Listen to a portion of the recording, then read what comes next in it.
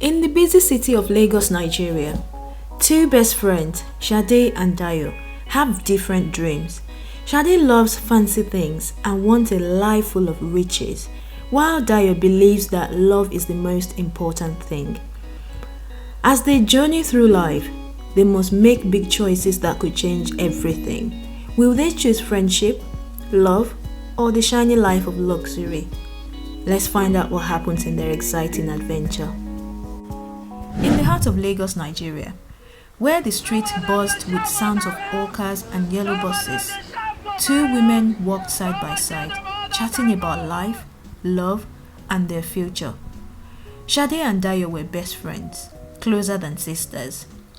They had known each other since their first day of secondary school and had been inseparable ever since. Though they were different as night and day, they balanced each other out in ways only true friends could.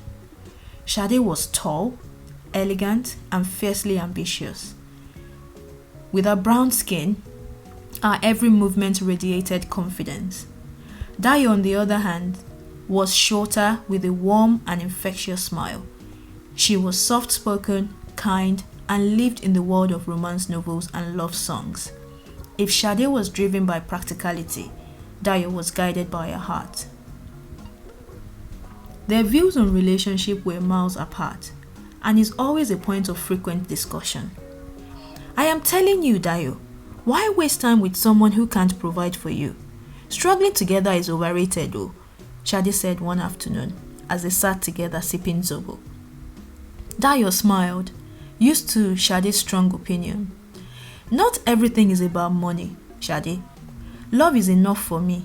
Kunle may not have a lot now, but we'll grow together. We have plans. Plans? Dayo, you can't eat plants oh. Do you know how many women they thought they would grow with a man and ended up broke and miserable? Struggling to feed their children while their husband keep chasing pipe dreams. Sade leaned over, her voice lowering in conspirational whisper. Listen, I am not saying love is not important, but love alone won't keep the lights on. Femi has it all, my Femi. Money, success, and he treats me like gold. Sade's eyes sparkled when she talked about Femi, the wealthy businessman she had recently started dating. He was 10 years older, but Sade didn't care. He showered her with gifts, designer bags, expensive dinners, weekend trips to different resorts, and promises a future abroad. He had everything she wanted, a life of comfort, security, and luxury. You know I care about you, Sade, Dayo said, but I just don't think dating for money is the answer. Rich men, they are not always what they seem. Many of them don't respect women. They treat you like you are something they bought. Sade rolled her eyes. That's what people say to make themselves feel better about being broke. Femi respects me because I respect myself. He knows I am with him because I want to be, not because I need to be. Dayo didn't argue further. She had heard stories too about rich men who use their money to control women, about loveless marriages where luxury came at the cost of happiness. But she didn't want to judge her friend. She had always been practical. But if this was what made her happy, then Dayo had no right to tell her otherwise. Dayo's own relationship with Kunle was the opposite. Kunle was a kind, hard-working man, but he didn't have much to his name. He worked as a freelance graphic designer, making just enough to get by. He didn't spoil her with gifts or lavish dinners, but he loved her with his whole heart. He spoke of a future together, how they would save up, start a small business, and build a life from the ground up. I know things are tough now, Kunle would say, holding her hand as they sat at a bench watching sunset. But one day, we'll look back on these days and smile. We'll make it together, I promise. Dayo believed him. She believed in their love and in his potential. She didn't care about the fancy cars or trips abroad. She cared about the person Kunle was, the man who treated her like a queen, even when he had little to offer. But sometimes, late at night, when she is alone, doubt would creep in. Will they really make it? Or would she regret not having chosen someone more financially stable?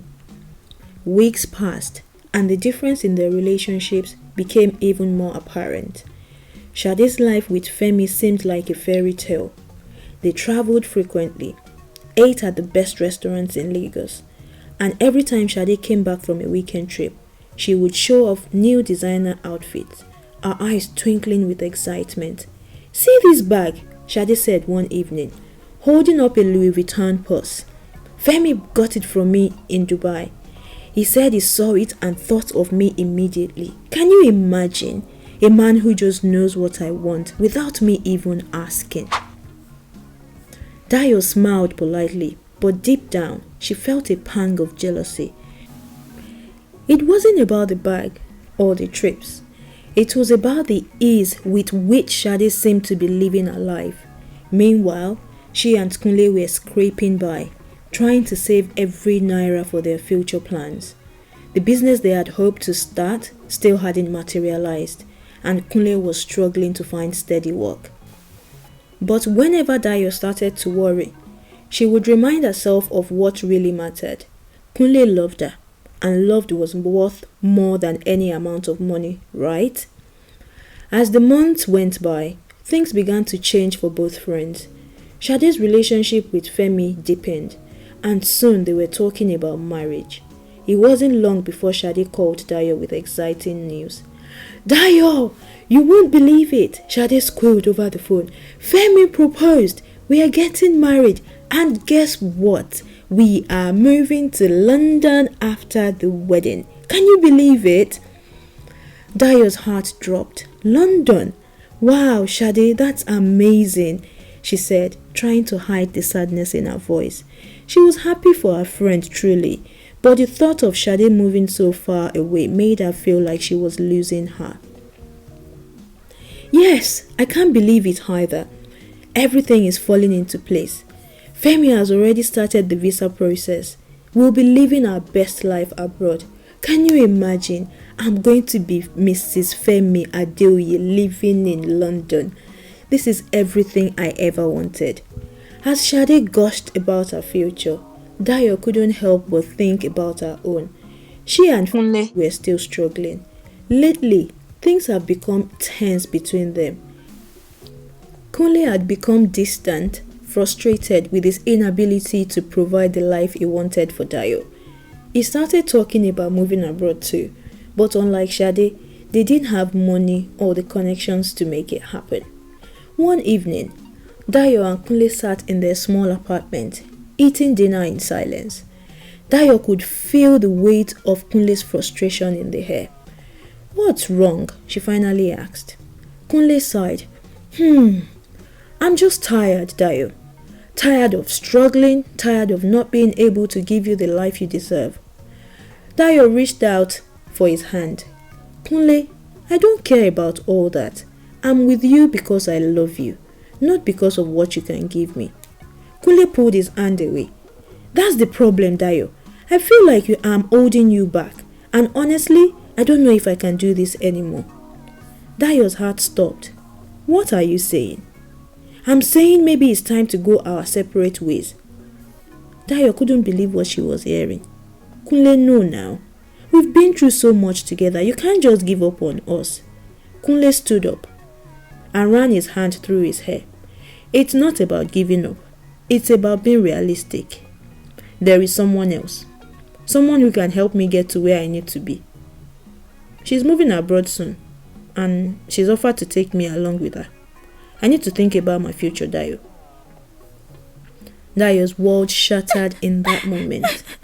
The man she had loved, the man she had believed in, was leaving her for someone else. And not just someone else, someone richer, someone who could offer him the life she couldn't. Kunle left a week later, and Dayo was left alone to pick up the pieces of her broken heart. She couldn't believe it. The man she had loved, the man she had stood by through thick and thin, had abandoned her for money. Money. The irony was lost on her. She had always criticized Sade for dating for money, and now, here she was, heartbroken because a broke boyfriend had chosen wealth over love. Meanwhile, Sade's wedding was the talk of town. It was a grand affair, with everyone in attendance marveling at the lavish decorations, the designer gown, the sheer luxury of it all. Sade had gotten everything she had ever wanted, and more. A wealthy husband, a dream wedding, and soon, a life in London. As Sade stood at the altar, looking into Femi's eyes, she couldn't help but feel a sense of triumph. She had made the right choice. Love was important, yes, but security was what truly mattered. In life, there is no single path that suits everyone. Whatever direction you choose, be wise and never overlook the guidance of God. If you have enjoyed this story, please click the like button, subscribe to the channel, and hit the notification bell. I will see you in the next one.